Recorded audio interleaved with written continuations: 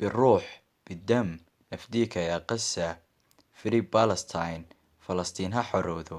dhiigayga iyo naftayda ayaan u horeeyaa Falastiin xorriyadeeda talo maxaa ay tahay qadiyada Falastiin bismillaah assalaamu calaykum kusoo dhawow daawada channelka BeYou maanta waxaa xaggan si rasmi ah inooga bilaabi doona taxaneheena oo aynu kaga hadli doono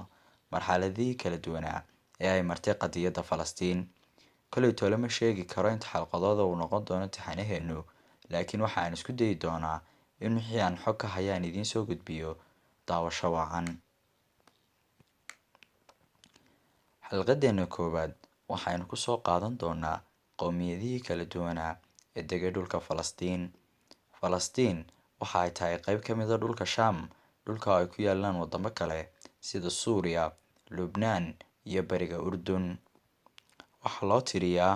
inay Kancaaniyiintu yihiin qowmiyadihii ugu horreeyay ee degay qaybta koonfur galbeed ee dhulka Shaam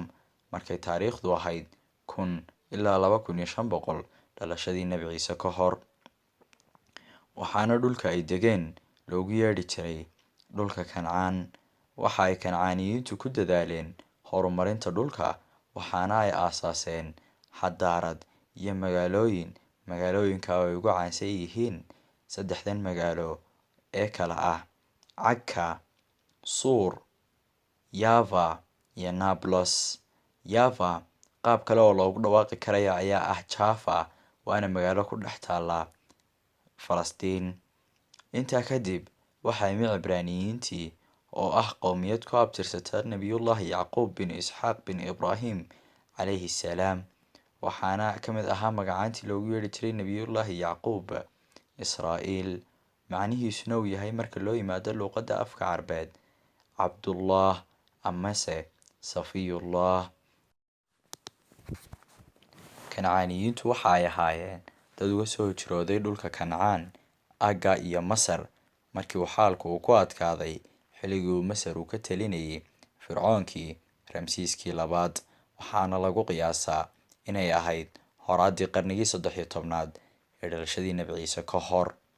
waxaana loogu bixiyay magacan Cibraaniyiinta iyadoo looga qiyaas qaadanayo ereyga af Carabiga ah ee cabara kaasi oo macnihiisu yahay waa uu soo tallaabay sababtoo ah waxa ay ka soo tallaabeen webiga ku yaal Urdun iyo magaalada Aryaaxa ee ku taal dhulka Kancaaniyiinta iyaga oo dilay dadkii deganaa magaalada Falastiin dagaalada oo ay ku gacan sareeyeen kuna guuleysteen Cibraaniyiintii ama haddaan ereyo kale ku sheego Yahuudi si kastoo ay ahaataba kamuu soolin magacii Falastiin dhulkii ay Yahuuddu ka qabsadatay Falastiniyiintii intaa waxaa inoogu eg xalqadeennii koowaad waa uu sii socon doonaa taxaneheenu annagana waxaad nagu caawisaa haddii aad daawatay fiidiyowga inaad like saartid channelkana subscribe saartid si ina faafisid aad iyo aad baad u mahadsantahay